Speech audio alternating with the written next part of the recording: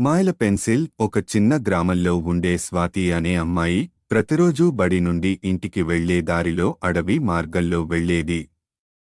ఒకరోజు దారి మధ్యలో వింతగా మెరుస్తూ ఉన్న ఒక పెన్సిల్ కనిపించింది. పెన్సిల్ చాలా ఆకర్షణీయంగా మెరిసింది.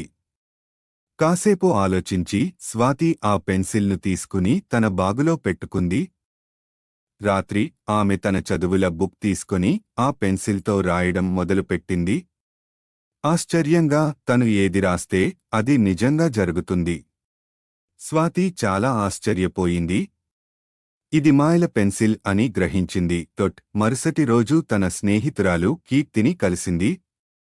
కీర్తి, నువ్వు ఏం రాస్తే అది నిజమవుతుంది అనుకునే ఏదైనా ఉంది అని అబ్బురంగా చెప్పింది. కీర్తి తొలుత నమ్మలేదు.